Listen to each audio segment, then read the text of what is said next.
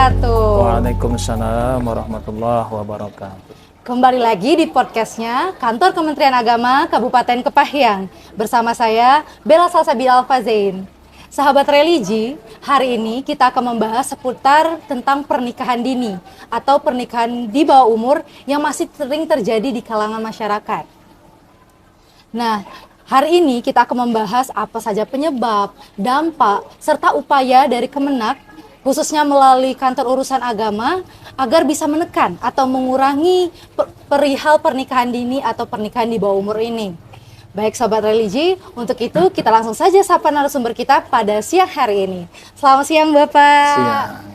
Bagaimana Pak kabarnya, sehat Pak? Alhamdulillah sehat walafiat. Alhamdulillah. Ini sahabat religi namanya Pak Bambang Utoyo yang merupakan Kepala KUA di Kecamatan Kepahyang. Ini buat teman-teman Pak sudah pada kenal nih Bapak KUA kita ya. Nah Pak, kita perihal ngobrol-ngobrol tentang pernikahan dini nih Pak. Kalau di Kecamatan Kepahyang atau di Kabupaten Kepahyang itu sendiri, bagaimana persentase tingkat pernikahan dini Pak? Setiap tahunnya atau meningkat atau menurun atau seperti apa Pak? Assalamualaikum warahmatullahi wabarakatuh.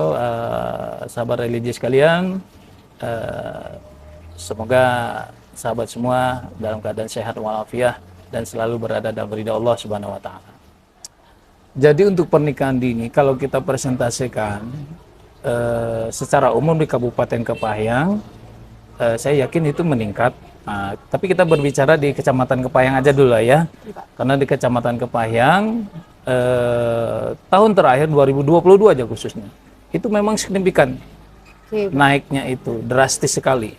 Itu dari mungkin awal kemunculan COVID kemarin ya Pak ya? Itu nah juga. itu COVID juga termasuk salah satu daripada dampak meningkatnya daripada pernikahan dini ini. Banyak anak yang sekolah dari rumah itu kan mungkin bisa jadi mereka terdistraksi dunia sosial gitu ya Pak, mungkin bisa jadi penyebab. Itu udah dipastikan iya. Saya pastikan itu iya. Nah, jadi saat ini kondisinya itu di Kepahyang setiap tahunnya atau per Januari ini meningkat ya Pak ya? Januari sekarang per hari ini kita sudah menerima berkas untuk nikah itu di bawah usia, artinya kita melakukan penolakan pernikahan itu sudah ada 8 pasang, ya. Wah, angka yang cukup besar ya Pak ya untuk perihal pernikahan ini. Iya. Tapi kan misalnya totalnya biasa berapa pasang Pak dalam satu bulan itu?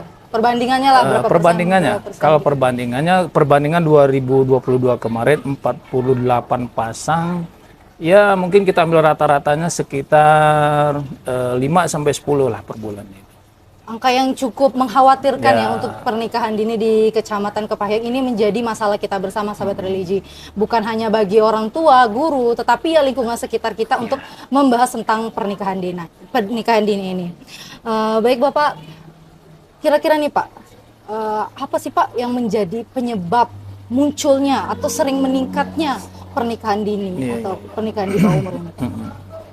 Jadi kalau kita bicara penyebab dari terjadinya pernikahan dini ini memang tidak satu penyebab atau tidak satu faktor, memang banyak. Pertama jelas penyebabnya itu dari segi pendidikan, bisa juga ini pendidikan, artinya para catin yang di bawah usia itu ketika kami tanyakan kenapa menikah, jawabannya pertama itu tidak sekolah. Oh, tidak sekolah. Sudah tidak putus sekolah itu posisinya? Sudah putus sekolah, artinya tidak menempuh lagi pendidikan itu. Faktor pendidikan artinya tidak sekolah, ya kan? Kemudian faktor ekonomi. Faktor ekonomi juga menjadi penyebab seperti yang kita terima kemarin, kita tanya-tanya, ya itu tadi pertama orang tuanya ekonominya itu di bawah, di ekonomi menengah ke bawah lah. Ditambah lagi mungkin keluarga itu ya banyak anak juga, mungkin sampai 3-4 itu kan. Ekonomi, kemudian sosial atau lingkungan, ini lingkungan juga nih. Kita berbicara lingkungan pada hari ini yang menjadi polemik ya Pak ya? Faktor terbesar lah yang menyebabkan terjadinya pernikahan dini. Salah satu misal nih faktor sosial, ya kan, faktor sosial dalam hari ini ya media sosial ini yang mudah diakses, ya kan, mudah didapatkan, dan juga memang hari ini generasi kita ini khususnya jangankan remaja, masih balita pun, masih orok pun sudah megang namanya Gadget ya Pak ya. gadget ya, HP segala macam. Nah, ini mau tidak mau memang sangat berdampak. Sangat berdampak sekali dengan kejiwaan daripada anak remaja ini, ya kan? Ya, dari mereka tidak tahu bisa jadi tahu, ya kan? Mungkin ada dari media sosial itu tidak layak mereka konsumsi, tidak layak mereka perlihatkan, otomatis terlihat, ya kan? Akhirnya menimbulkan penasaran dan segala macam, dan akhirnya menimbulkan efek kecanduan segala macam itu, ya kan? Nah, ditambah lagi ya kondisi anak-anak sekarang ketika dia sudah balik itu sudah, ya katakanlah apa ya bahasanya itu, hormonnya itu kan sudah ya sudah berkembang, kan? Itu ya, Pak. Nah, melihat hal-hal yang bukan sebelumnya mereka tonton atau mereka konsumsi, itu salah satunya. Nah, ditambah lagi pada saat hari ini ya pergaulan remaja-remaja Islam itu ya bisa dikatakan tidak terbatas lagi. Ya, seperti itu ya Pak. Ya. Tapi kan Pak, kalau bicara tentang sosial media nih, kan anak-anak juga sekarang dengan adanya sosial media itu mempermudah mereka akses belajar, banyak informasi-informasi positif juga ya Pak ya dari sosial media itu. Jadi gimana nih Pak tanggapannya ini Pak? Ya, untuk ini hari memang itu tidak bisa tidak bisa ditolak. Ya, untuk anak-anak generasi sekarang teknologi itu mereka memang tidak bisa menolak. Itu juga wajib mungkin ya, karena kalau mereka juga ketinggalan dengan teknologi ya untuk faktor pendidikan mereka juga akan terhambat. Nah, cuman balik-balik ke ya mungkin anaknya itu sendirilah, dan juga peran orang tua, kontrol orang tua, kemudian lingkungannya, ada kalau di sekolah mungkin guru, kalau di rumah orang tua. Nah, inilah yang harus dikontrol, betul-betul dikontrol. Ketika ada kontrol dari orang tua, dari lingkungan sekolah mungkin kan, ditambah juga hal yang lebih menentukan adalah kontrol daripada anak-anak itu sendiri. Dalam hati ketika mereka sudah memiliki kontrol bahwa itu tidak baik, ini baik, nah itu insya Allah ya akan tidak berdampak. Nah, kontrolnya di sini yang kalau kita bicara masalah agama jelas adalah iman dan takwa. Ketika mereka sudah memiliki ini, insya Allah counter mereka pun akan ada. Ya. Ditambah lagi mungkin didikan orang tua, nasihat orang tua, guru dan segala macamnya. Nah, inilah mungkin bisa ya membuat mereka tidak terjerumus daripada pernikahan dini itu tadi.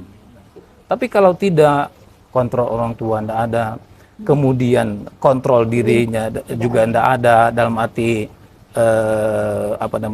iman dan takwa juga nggak ada kan, lingkungan juga tidak mendukung, udah bablas memang.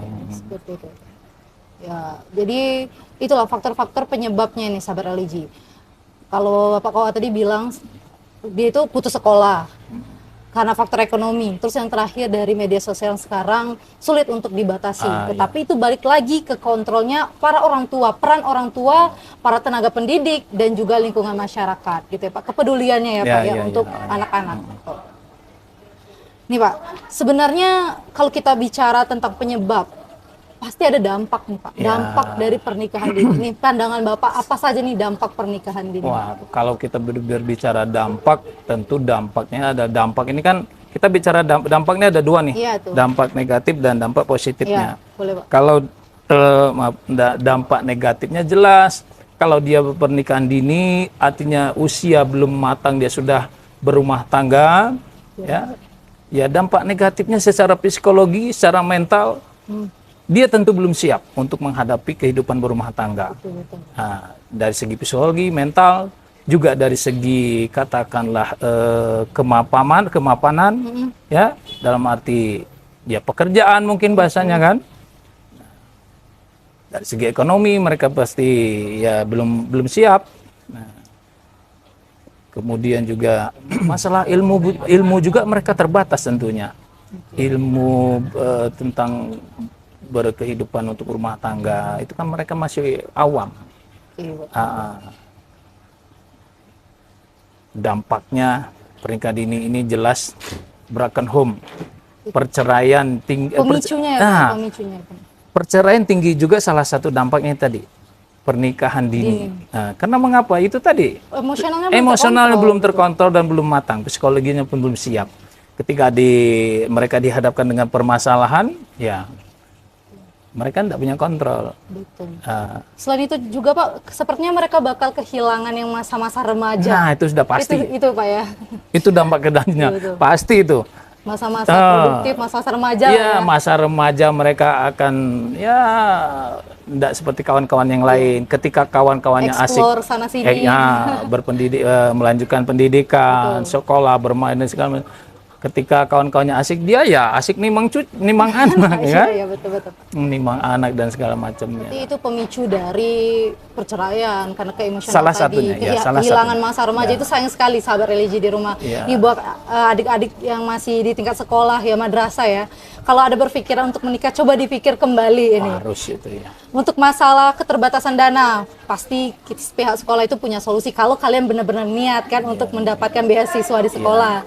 Karena kalian bakal kehilangan masa remaja yang bisa diukir indah sama teman-teman, tapi dihabiskan lebih awal gitu dengan masa remaja dan masa depan jelas. Iya betul sekali ya. Karena pastinya ketika menikah dini itu akan melanjutkan generasi selanjutnya, Pak. Ya betul. Yang jelas pernikahan ini akan memupuskan cita-citanya. Betul. Mungkin cita-citanya tinggi dengan menikah sudah pupus, selesai bahasanya.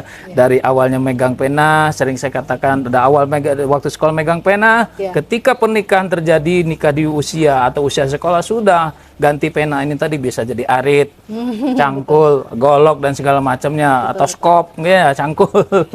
Itu betul. Tapi sering nih Pak, sering selentingan kayak gini. Ya ayah saya kan kaya, katanya nikah aja lah katanya gitu. Sering tertutup nih pikirannya ini. Aman lah tinggal transfer setiap bulan gitu katanya Pak. Gimana nih pandangan itu Pak? pun tidak menjanjikan. Betul. Ya, karena harta itu kan habis tanpa dimodali dengan ilmu. Betul. Ditambah jelas ilmunya tidak ada. Ketika dia mengelola, katakanlah orang tuanya kaya mungkin, tapi betul. ilmunya untuk mengelola itu tidak ada, ya sudah. Ya kan? Karena tidak berpendidikan itu tadi, pendidikan sudah pupus, udah selesai.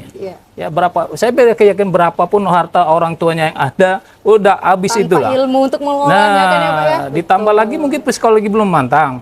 Ya oke lah orang tuanya mungkin berkecukupan. Iya. Ketika karena dia masih remaja, beranggapan dia juga masih berhak untuk menikmati masa remaja. Betul. Sementara dia sudah punya keluarga, tanggung jawab istri atau suami, ya kan? Intinya kalau udah pernikahan dini ketika mereka lakukan nikah di bawah usia atau masih dalam masa belajar atau masih sekolah, udah selesai memang.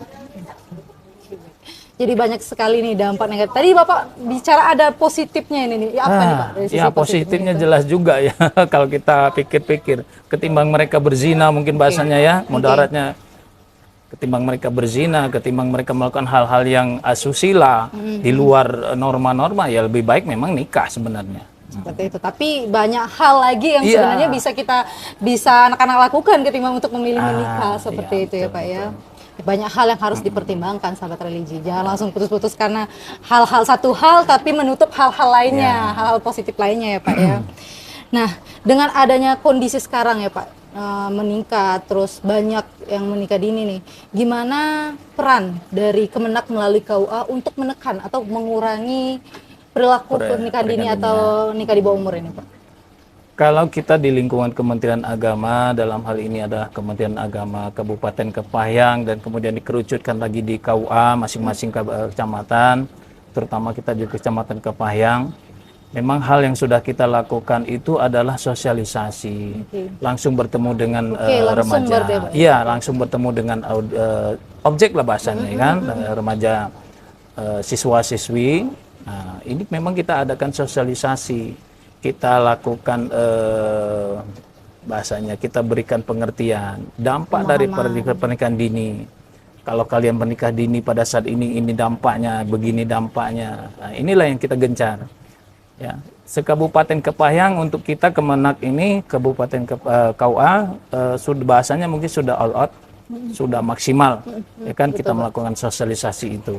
Nah, tinggal lagi mungkin dari lembaga lain lah, belum terdengar memang. Harapan ke depan ya mungkin sama-sama lah mungkin dari setiap lini lah. Oke, baik Pak, itu sosialisasi tadi itu apakah program tahunan, program bulanan, atau seperti apa Pak? Apa nama kegiatan dari program sosialisasi tersebut Pak? Untuk programnya sekarang ini di Kementerian Agama pada saat ini insya Allah itu berkelanjutan, mungkin tahunan sifatnya. Ya, dalam 1 tahun itu seperti tahun kemarin itu sudah ada berapa kali sosialisasi, ya. Dan program ini atau sosialisasi ini namanya adalah bimbingan perkawinan untuk remaja usia sekolah, atau kalau kami singkat itu BRUN. BRUS. BRUS itu bimbingan remaja usia sekolah. Nah, materinya itu tadi memang berkenaan dengan dampak daripada pernikahan dini. Kemudian di samping kita jelaskan dampak, kemudian kita juga lakukan penguatan. Kemudian kita penguatan di bidang syariat. Kita beritahu bahwa dampak ketika kita tidak menjalankan syariat atau nilai-nilai agama yang kita anut ini dampaknya seperti apa. Ketika mereka jalankan itu tadi insya Allah yang namanya nikah dini tidak akan terjadi. Itu biasanya ke sekolah setiap madrasah atau bergantian seperti itu Pak? Yang sudah kita lakukan itu gantian. Dari satu SMK atau SLTA, ya. Pokoknya se-Kabupaten Kepahyang ini sudah kita lakukan itu. Sosialisasi BRUS tadi ya, remaja usia sekolah. Nah itu penting diketahui oleh sahabat religi di rumah bahwasanya Kemenak sudah berupaya untuk menekan angka pernikahan dini di Kabupaten Kepahyang melalui program itu tadi ya Pak ya. Dengan datang langsung ke sekolah, menemui siswa-siswi atau santri ya Pak, mungkin pernah ya, di pondok santri ya. Kalau di pondok santri. Oh ya, di santri ya, untuk menginformasikan dampak-dampak apa saja yang akan diterima oleh siswa jika memilih untuk melakukan pernikahan dini seperti itu ya Pak ya. Oke, baik Pak. Nah, kalau kita memandang nih dari segi Undang-Undang Nomor 16 Tahun 2019 yang menyatakan bahwa batasan usia anak menikah itu kan minimal 19 tahun, Pak. Nah, gimana untuk anak-anak yang di bawah 19 tahun itu ingin proseduralnya menikah di KUA itu seperti apa?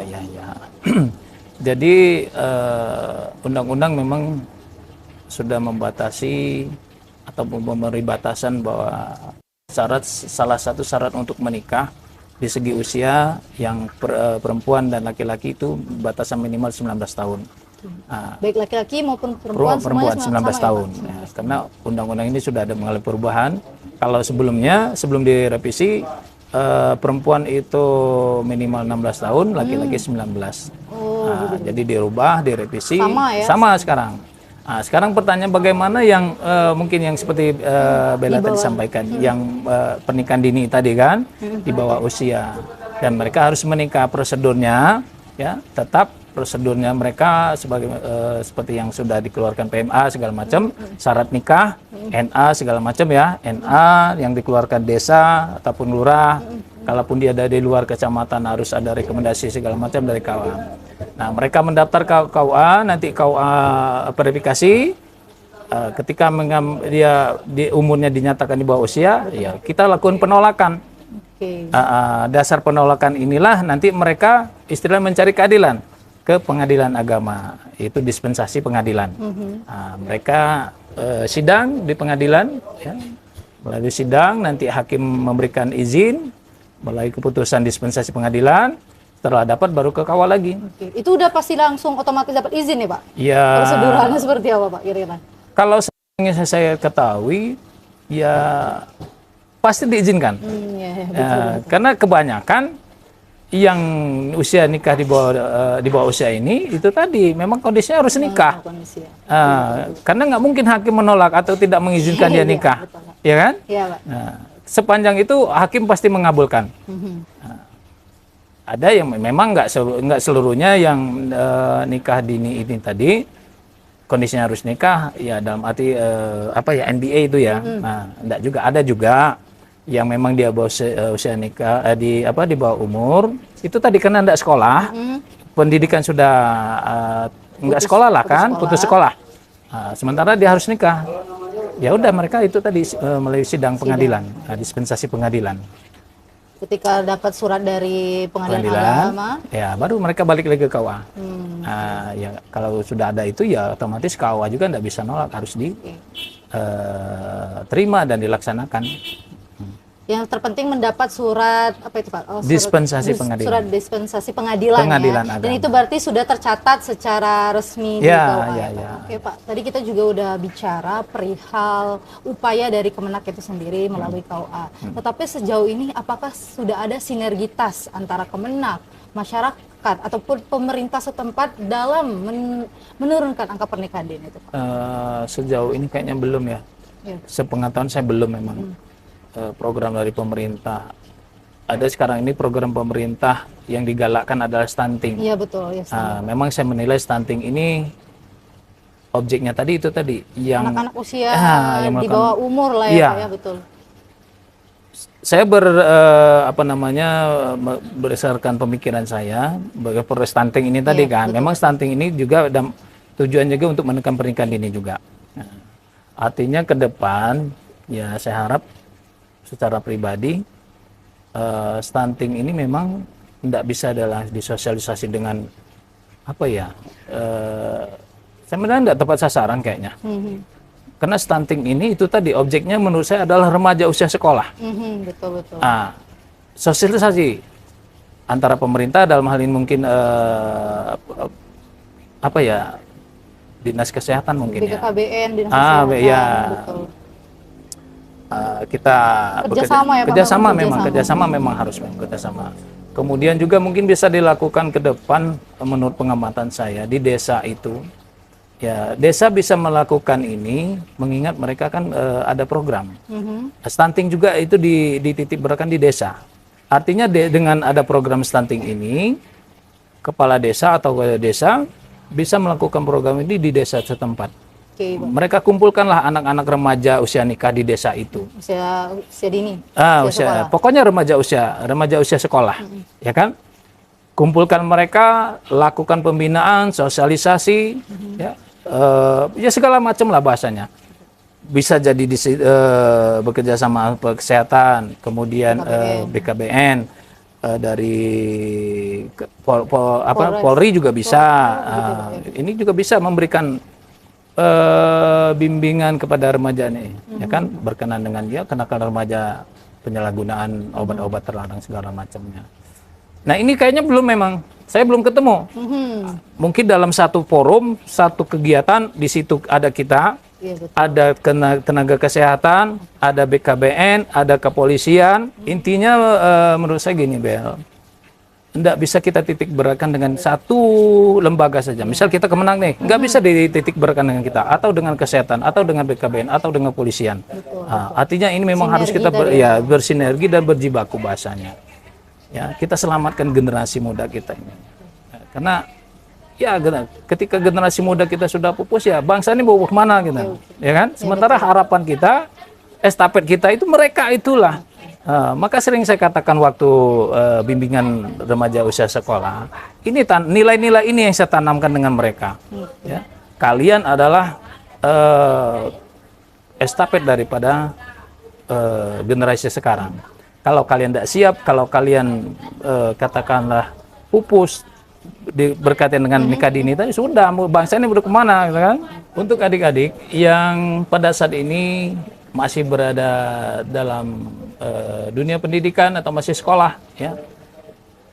Satu pesan saya kepada kalian, masa depan kalian bukan berada dalam bukan di tangan orang lain, tapi masa depan kalian ada di pundak kalian sendiri.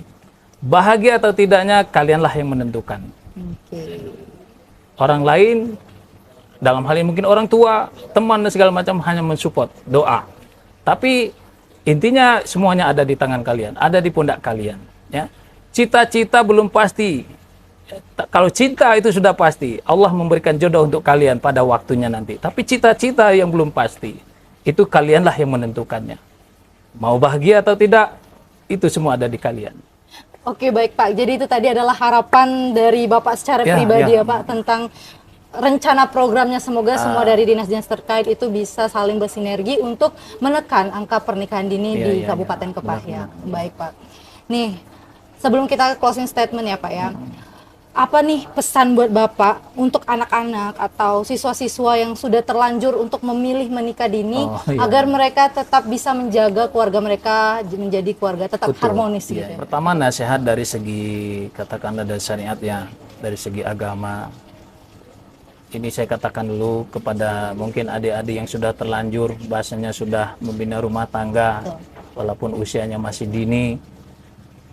Rasulullah SAW bersabda, ya, ketika berpegang kepada kedua ini, insya Allah apapun lini kehidupan akan selamat kita, termasuk dalam hal berumah tangga. Apa itu? Rasulullah bersabda, 2 perkara aku tinggalkan kepada kalian, ketika kalian berpegang teguh kepada keduanya, insya Allah akan selamatlah. Nah, ini berkenaan dengan kehidupan rumah tangga pun demikian. Apa itu? Kitabullah wa sunnatur rasul. Ya, kitab Allah dalam ini Al-Quran dan sunnah Rasul adalah hadis Rasulullah SAW berkenaan dengan kehidupan berumah tangga. Ketika 2 jalan ini, 2 pegangan ini dipegang, ya, walaupun usianya masih belia mungkin bahasanya ya, insya Allah kita berkeyakinan akan selamat, akan utuh, akan bahagia, akan bisa juga terbit baiti jannati. Nah, ketika mereka memang berpegang teguh, ketika memang syariat agama mereka jalankan, saling memperbaiki diri. Tapi kalau tidak, pesimis saya memang. Ya. Tapi itu tadi nasihat untuk mereka yang sudah itu ya. Ya pokoknya sudah melangkah sajalah, melangkah Bismillah dan segala macamnya. Kuatkan mental, ya kan, siapkan ilmu bekal untuk kehidupan berumah tangga. Ya, tapi yang pasti lebih pasti itu tadi. Ya, jalankan daripada sunnah Rasulullah SAW. Tegakkan syariat dalam rumah tangga kalian, terutama sholat. Ya, insya Allah dengan sholat menunaikan syariat ini tadi, terutama sholat, saya berkeyakinan akan selamat dunia dan akhirat. Oke, baik. Terima kasih Pak, luar biasa ini. Saya aja sampai tersentuh nih dengarnya. Oke, baik sahabat religi di rumah. Tentunya kita tidak bisa menggeneralisasikan bahwa pernikahan dini pasti hasilnya tidak baik. Tetapi pernikahan yang disiapkan dengan kesiapan mental, kesiapan secara fisik dan emosional, dan juga kesiapan ekonomi, pastinya akan menciptakan generasi yang lebih baik. Semoga melalui podcast ini kita bisa menjadi sumber informasi buat sahabat religi di rumah atau adik-adik siswa di rumah untuk tidak memilih buru-buru menikah dini ya Pak ya, karena banyak hal lain yang bisa dilakukan, banyak hal positif yang masih bisa kita kejar, banyak cita-cita yang akan kita gapai di masa depan. Oke, baik sahabat religi, demikian podcast kita pada hari ini. Saya selaku pembawa acara mohon pamit undur diri. Saya akhiri. Wassalamualaikum warahmatullahi wabarakatuh. Waalaikumsalam. Baik, terima kasih Bapak. Sama-sama.